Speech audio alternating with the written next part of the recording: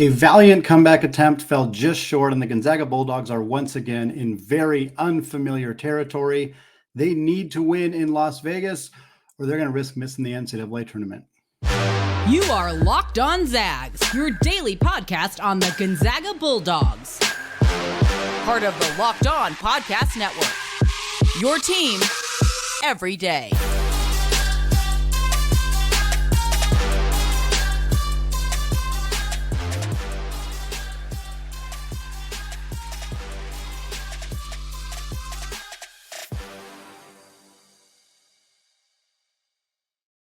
What is going on, y'all? Welcome into the Locked On Zags podcast, part of the Locked On Podcast Network, your team every day.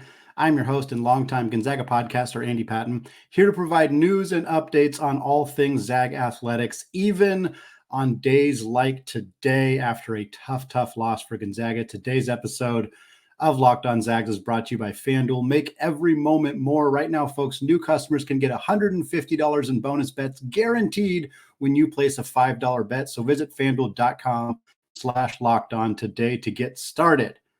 Well, folks, for those of you who want to stick it out, we are ending the show today talking about a 2025 prospect Gonzaga is interested in, a big man out of New Zealand. That is our palate cleanser to end the show this week.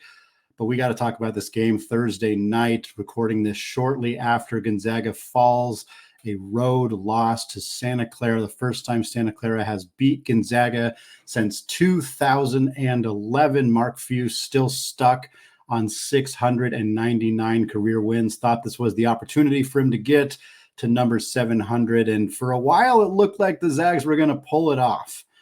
They were down by double digits for a huge chunk of the first half, for a lot of the first part of the second half, made a tremendous comeback to get back into the game, take the lead, hold on to the lead for most of the end of the game. Unfortunately, Ryan Nembhard missed the front end of a 1-and-1 at the end of the game. Adama Ball, comes down the floor, gets the and-one bucket, and that seals the deal for the Zags. Really tough one.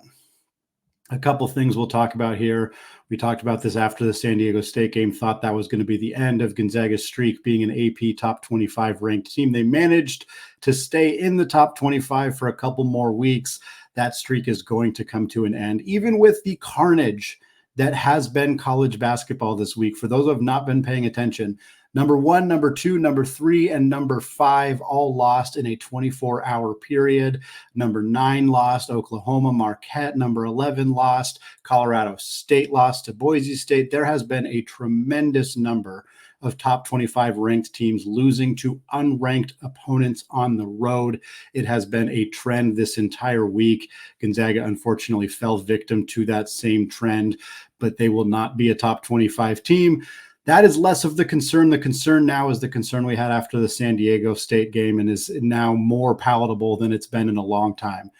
Gonzaga's win or go home.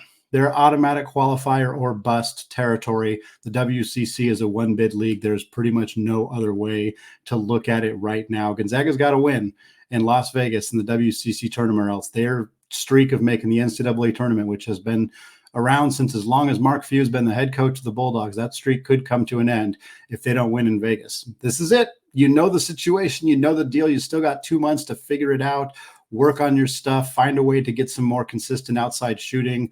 That's been the huge issue for Gonzaga this season. They've had some main issues, but that's it. 2 of 20, 10% from 3 in this game. Braden Huff hit one at the end of the first half. Ryan Nembhard hit one in the second half. That was it. 2 of 20 from 3. That's the biggest issue. Defensively, Gonzaga played well. They had some sloppiness in the second half at times. Graham Ike had a bad game.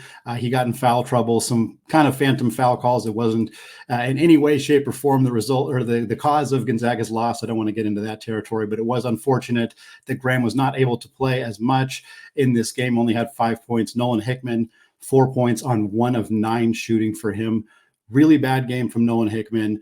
Uncharacteristically bad game from Graham Ike. 2 of 20 from 3. That the Zags got out-rebounded 27-11 in the first half of this game. 44-31 was the total rebounding advantage for Santa Clara. Gonzaga closed the gap there a bit in the second half, but it didn't matter. This team just got outworked. They just got outworked in a road game here. And it sucks. I mean, it's frustrating. We've seen this team, fall apart down the stretch against Washington. That was a tough loss. Every other loss this year was somewhat defensible. The San Diego State loss was really hard to watch for a lot of the same reasons. Just never felt like they could quite get enough momentum to pull away. UConn, Purdue, those were losses that are at least like, okay, those are two of the 5 best teams in college basketball. So we can kind of understand that a little bit more. But this one's tough. It feels a bit like the LMU loss last year.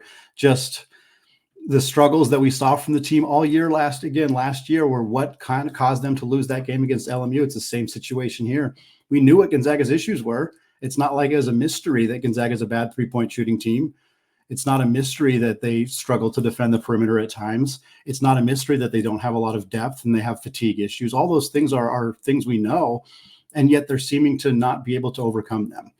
Now, I want to shout out a couple positive things here because there were some positive things. And the number one thing, a Herculean effort from Anton Watson. One of the best individual performances in terms of just putting a team on your back that we have seen in a long time. Drew Timme did this. He did this at times, but he rarely had to be as singularly impactful on a game as Anton Watson did in this one. 32 points for Anton Watson, 14 of 18 from the field. That's also 4 of 4 from the free throw line. Anton was unstoppable in this game. He had 9 boards. He had 6 steals. But the final play of the game was kind of a perfect encapsulation of everything. Watson gets a rebound, dribbles down the court, looks to try to pass it to somebody. There's nobody there. There's no help. Nobody helping out Anton Watson. And that's the story of the game. Really nice game from Anton Watson. A jaw-dropping performance from him. Absolutely stunning how good he was at taking over this game and being the menace that Gonzaga needed him to be. But there just wasn't help. Braden Huff was there in the second half after drawing a lot of criticism from the fan base for not being a player who plays well in good games or in big games. He did it in this game. He finished with 14 points, 5 rebounds, and 2 blocks. He was 6 of 10 from the field. When they needed him in the second half, when Graham Ike had to sit for most of the second half with foul trouble, Braden Huff stepped up. That's a good sign for Gonzaga long-term. We'll see how much it matters this year, but it's a good sign for Gonzaga long-term that he was able to be that guy. But at the end of the day, this is a game that Gonzaga's going to wish they had back. It's a game they could have won. It's a game they made this valiant effort to come back in a way that we've seen them do this to Santa Clara before, get down by 10, 15 points. They're down to by 15 to them last year, and they came back and won. We've seen them do it before. They just didn't have the horses this year. And that's unfortunately feels like it's going to be the story of the season. I'm not going to entertain some of the doomsday stuff that many people have said or many people are saying. It's a certain segment of the population, certain segment of the fan base. We're not going to talk about Mark Few's seat being on the hot seat. That is insane. Insane. Go talk to any fan of any other college basketball team and tell them you think Mark Few should be fired and hear how hard they laugh at you. It is a ridiculous sentiment at this point. Are there criticisms of Mark Few? Absolutely. Absolutely. It's not his fault Steel Ventures is hurt. It's not his fault his team can't shoot a 3. There are things he can do to adjust some of that stuff, but the depth stuff, some of it, yeah, maybe he can work on some things. Maybe he can touch up some things. Maybe there's some recruiting mistakes that he's made. I'm not going to sit here and tell you that he's perfect. Of course not. But the idea that he shouldn't be the coach of this program anymore after they went to the Elite 8 last year, after they have an 8-season streak of making the Sweet 16, not going to entertain it. We're not going to get into that discussion. It is just a reactionary segment of the fan base that is frankly a little bit too spoiled by this team's success to think something like that is even merits conversation about this Gonzaga team at this point. What I want to do now is I want to talk about our keys to a victory and what went wrong. We talked about some of it already. We're going to talk a little bit more about Dusty Stromer's performance. We're going to talk about Gonzaga's 3-quarter court press. We're going to talk about the bench or lack thereof for Gonzaga. All coming up after a word from today's sponsor, FanDuel. As the weather gets colder, the college basketball offers, well, they stay hot on FanDuel. And right now, new customers can get $150 in bonus bets with any winning $5 money line bet. That's $150 in your pocket if your team wins. So if you've been thinking about joining FanDuel, there is no better time than right now to get in on the action. The app is super easy to use, and there is a wide range of betting options, which include spreads, player props, over-unders, and more. The Lady Zags picked up a massive win over Santa Clara on Thursday. They're at negative 10,000 to 1 odds to win it all. And look, I think I'm taking those odds for this team right now, the way they are playing. If you're with me, visit FanDuel.com/lockedon and get in on the action this college basketball season. FanDuel, an official partner of the NFL. All right, folks, segment 2 here. Still Andy Patton, still Locked On Zags, and we are still talking Santa Clara and the loss by the Gonzaga Bulldogs on the road on Thursday evening. What I want to do now is talk about the 5 keys to victory we laid out before the game and what went well and what did not go so well. We talked about some of them already in the first segment there, but one of the big keys was pounding the ball to Graham Ike in the paint. And it was just not a factor in this game. You know, we talked about the fact Santa Clara is huge. They are the 5th tallest team in college basketball, according to Ken Palm's average height statistic. 5th tallest in all of college basketball. But they're not a particularly good shot blocking team. And coming into this game, they statistically, they weren't a great rebounding team. And yet they decided to double Graham Ike, which was a smart decision, a decision that for some reason a handful of other teams in the WCC have not been making. And it worked. Ike had to get rid of the basketball. There was a couple turnovers. Now, of course, as we mentioned, Anton Watson had a monster game. Part of that was because of the decision by Santa Clara to double Graham Ike. But he was mostly a non-factor in this game. Now, the key was not give the ball to Graham Ike. The key was pound the ball in the paint. And at times that really was effective for Gonzaga. Anton Watson did a lot of his damage operating on the low block. He did a lot of his damage spinning to the middle and getting little baby hook shots. He also did a lot of his damage in the second half on offensive rebounds. Braden Huff, most of his damage came again in post-up situations where he got the ball. He was able to get to his left hand and get some shots that way. So Gonzaga's low post offense was a strength in this game. The problem was, again, the lack of any other type of offense. Ryan Nembhard had some nice drives to the basket, but unfortunately this team was unable to really get the pick and roll action going. They weren't able to get into some ball screen situations that they like to do. So they were kind of forced to either just make an entry pass and hope the post player can go to work or shoot contested 3-point shots, which weren't going in. The offense is disjointed right now. And Mark Few and the Zags are going to have to figure out a way to make that work because teams are just going under on screens, forcing Ryan Nembhard to shoot threes. If he can't make them, the pick and roll offense is basically non-existent. If that offense isn't there for Gonzaga, they're forced to rely on making entry passes in the paint. If Graham Ike gets in foul trouble or is getting double teamed, boom, all of a sudden you have a pretty stagnant offense. That's what we saw in this game. Gonzaga was able to make up for it by getting out in transition quite a bit, which leads into the second key, which was use the press to force turnovers and get easy buckets. Gonzaga didn't use the press a ton. They used it in the first half when they brought the 3 big lineup in. They had Anton at the front. They had Ben and Graham both in the game in the back, and they were able to use the press that time. But really, while the press wasn't a big factor in this game, Gonzaga's ability to force turnovers and get out in transition, that was a factor in this game, a positive factor for Gonzaga. There was 11 turnovers by Santa Clara in the first half.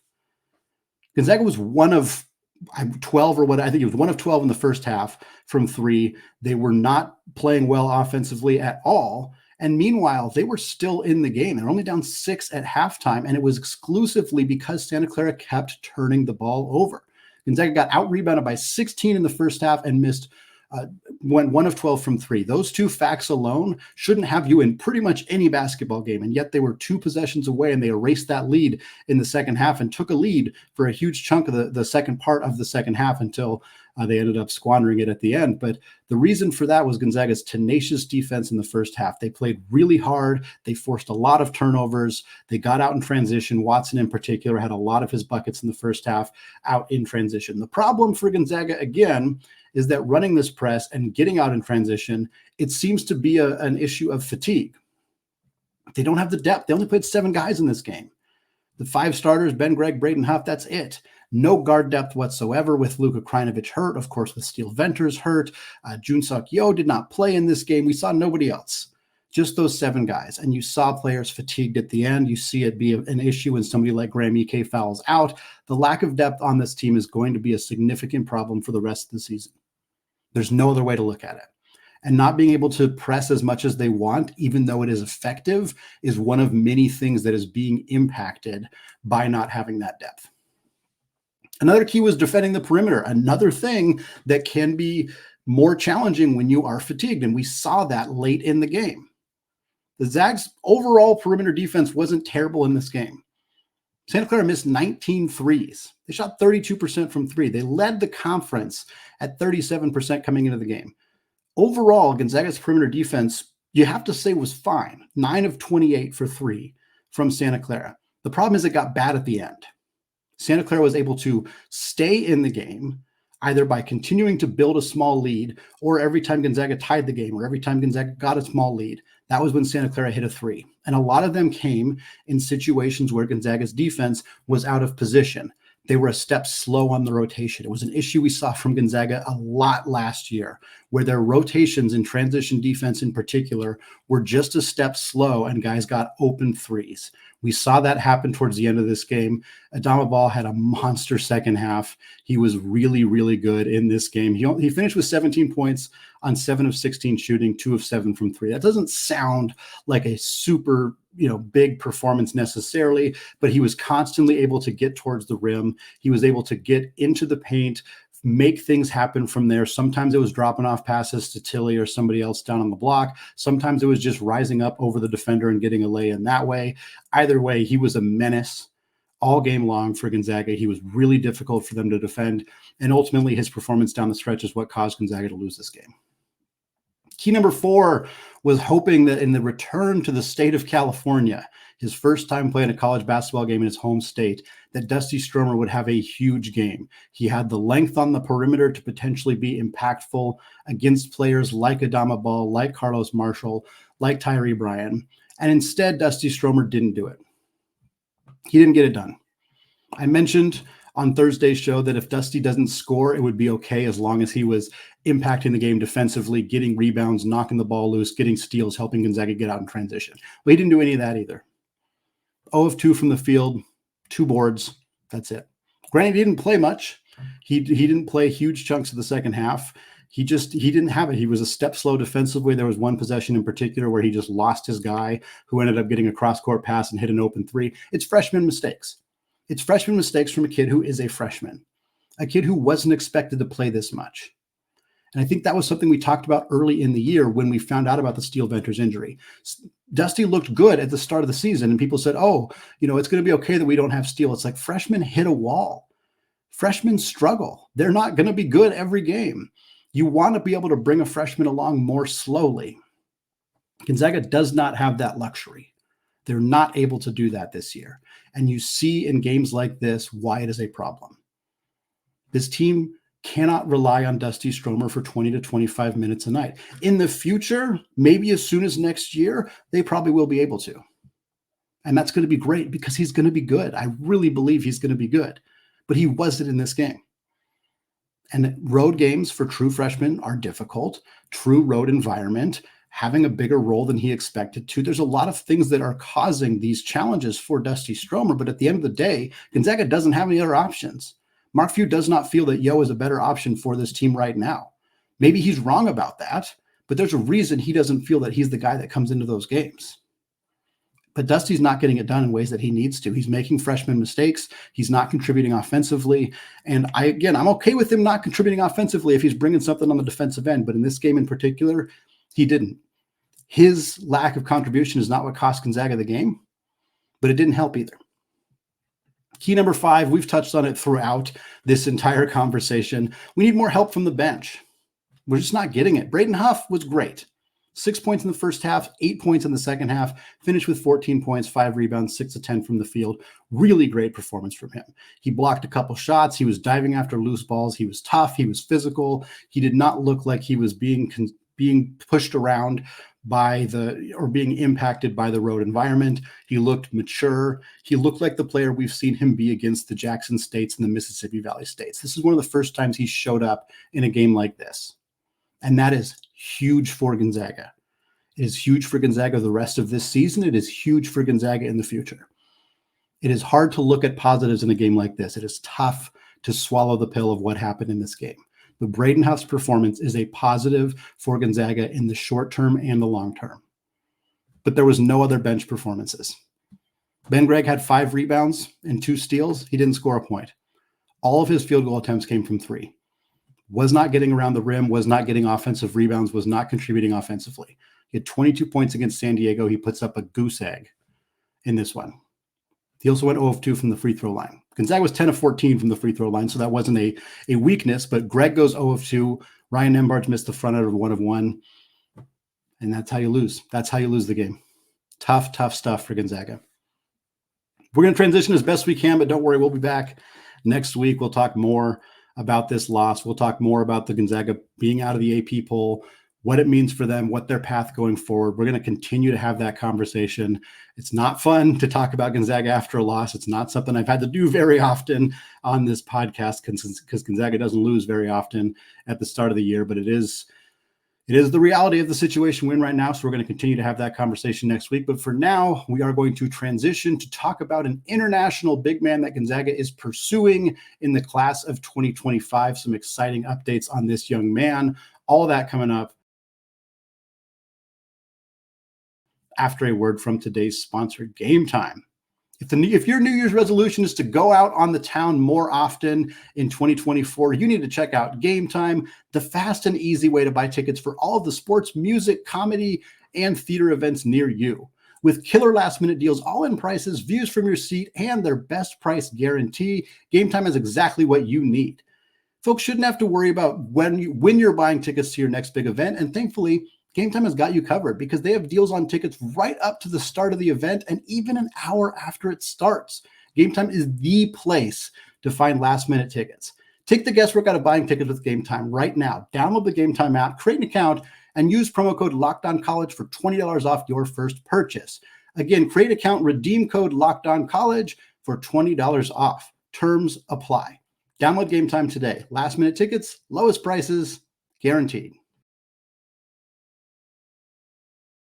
All right, closing out the show today, putting the Santa Clara game in the rear view mirror, at least for now, and talking about Julius Halifanoa, a 6'11", 245-pound big man from New Zealand who is currently playing at the NBA Global Academy in Canberra, Australia. And we're talking about him because the Zags are talking to him. That's the conversation here. Great article from Travis Branham at 247 Sports. I will post a link in the show notes to the article. He talked to Halifanoa about his recruiting, about the kind of where he's at right now. This young man is not he's not really showing up on recruiting services with rankings. That's likely because international players tend to not be scouted the same way that current high school players are scouted. So there's just not a lot of data on him in terms of how to compare him to the rest of the 2025 class.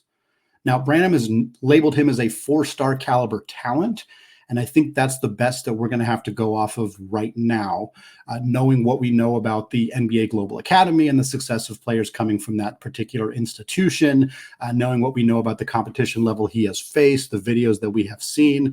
Again, you're only going off of so much data, but I'll tell you what, I trust Gonzaga's ability to recruit internationally better than anybody. If they're identifying somebody internationally, there's a pretty good sign that that player is going to come to the United States and have success. And Halifanoa is not only being pursued by Gonzaga, he is being pursued by 2 other schools in Marquette and Georgetown. We're going to talk about his recruitment. I do want to read his description of himself as a player because it is interesting for a player at 6'11" and 245 pounds. This is his direct quote, again, from this article written by Branham at 247 Sports.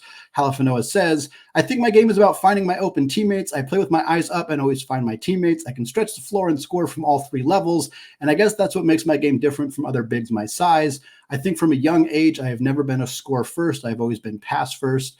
I've always had the ability to pass the ball, and then my shooting range just came up from consistently doing it over and over." A player who describes himself as being pass first and a 3-point shooter, typically they're not 6'11". Typically that's not the position that they play, but this is what makes this young man so special. This is what makes Gonzaga's interest in him unsurprising. This is the kind of player they have pursued in the past. And it's why he's getting interest from not only Gonzaga, but 2 premier programs in the Big East. I know Georgetown has not been good lately, but Ed Cooley is a very, very good recruiter. And so the fact that those are the three schools showing interest is a really good indication that this young man has the potential to be a high-level Division I college basketball player. And I'll be honest with you, based on his quotes right now, it does not sound like Gonzaga is as heavily involved in the recruitment. And I say it doesn't sound like it. That's exactly what he said. A direct quote from Halifanoa talking about Gonzaga. He says, not as much as Marquette and Georgetown, but looking at their history of bigs, they do an amazing job with them and international players. They are definitely a school to look out for. So that's what he had to say about Gonzaga. And look, reading into a player's quote to a reporter about their recruitment when they are not coming to college until 2025, it's a little over the top. We don't need to read too much of this. Yes, right now at this moment, it does sound like Gonzaga is not as involved as Marquette or Georgetown. That does not mean that will not change. In fact, Halifanoa said specifically he is not scheduling official visits yet because he is waiting to see to get more conversation with other schools. He did specifically say the three schools right now that are on his mind for official visits are Marquette, Georgetown, and Gonzaga. So he is considering an official visit to Gonzaga. He is waiting to schedule official visits until he has more conversations with other schools. Worth acknowledging that Shaka Smart went and met him in person when the NBA Global Academy from Australia came and played in Bradenton, Florida. So Shaka has put in more of an effort than Gonzaga's staff has up to this point. That is probably going to help them a little bit in that recruitment.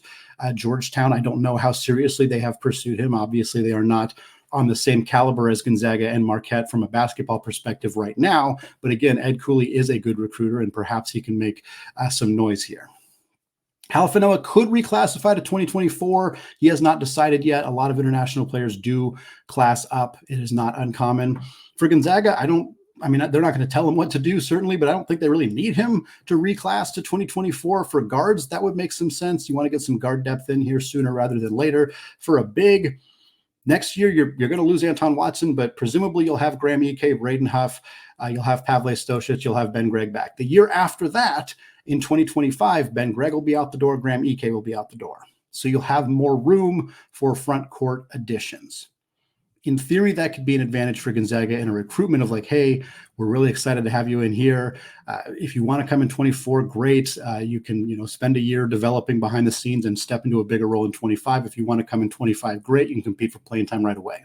They have the ability to kind of sell them on that stuff. Of course, with transfer portal era, we never really know what exactly the roster is going to look like, but that is kind of the way Gonzaga can potentially frame this. For Gonzaga, the biggest selling point here is going to be, as Halifanoa said in his quote, Gonzaga's success with bigs and with internationals, and frankly with international bigs, because that's been one of their biggest selling points in their storied history from recruiting. You've got your Domantas Sabonises, your Shemek Karnowskis, your Roni Turiafs, your Filip Petrusevs, your Killian Tillies. International bigs come to Gonzaga and thrive. This has been a stalwart of Gonzaga's system since Tommy Lloyd was here and since Tommy Lloyd has left. It has continued to be an area of strength for Gonzaga to recruit internationally, add high-level players, develop them within the system, and watch them blossom, watch them turn into NBA players. It is hard for somebody like Halifanoa to ignore that and to not see that. And his skill set is something that Gonzaga loves bigs that can play at the top of the key. We see it with this system all the time. If you can get the ball at 22, 26 feet away from the rim, turn and face, make an entry pass, fake a pump shot, or at least drive to the rim, or just shoot it. If you're capable of doing that, you thrive in Gonzaga's offense. So the system seems to be setting him up well for success if he wanted to come to Gonzaga. Halifanoa is one of five players that the Zags are known to be interested in the 2025 class. I know people have been concerned about the lack of players being pursued in the 2024 class. I think part of that is just having a relatively full roster with a lot of youth. They don't want to add more freshmen to a roster that's going to have a bunch of sophomores on it next year. I think they'd rather fill some of those roster spots with veterans next year after watching a game like we did on Thursday night where Gonzaga struggled because of youth in a lot of ways. I can understand not wanting to add more freshmen for next year's class, but in 2025, they're pursuing Isaiah Harwell. We've talked about him, and Nick Kaminia, both players who Gonzaga is currently favored to land in the 2025 class. We talked about their rankings on On3's website on Tuesday for 24/7 Sports. Harwell is 7th, Kamini is 52nd. Zags are also pursuing Jalen Harrelson, although he has not listed Gonzaga in his top list. They're also pursuing Efiosa Oliogu, who has not listed Gonzaga in his list either, although they only recently got involved in his recruitment. Those players are ranked 11th and 30th, respectively. Again, Halafinoa is not ranked currently, but is considered a 4-star talent and a name to keep an eye on for the Zags as a potential target in that 2025 class. That's going to wrap it up for today and for this week. I hope everybody has a good weekend. I know we're going to be sad about the game, but we will be back on Monday. We'll be continuing to talk about this game, about the AP poll and the likely end of that streak, about the potential of Gonzaga not making the NCAA tournament. We might have a conversation about what it might look like if they don't, what they need to do to make sure they get there, all that good stuff. It's not the most fun conversations here on Locked On Zags anymore, but that is the reality of the situation. Gonzaga's got Pepperdine and San Diego next week. Hopefully another opportunity to pick up 2 wins and at least build some goodwill as they get closer and closer to the matchup against St. Mary's on February 3rd, and then Kentucky the week after that. Have a great weekend. We'll be back next week. And until then, as always, even after a loss, go Zags.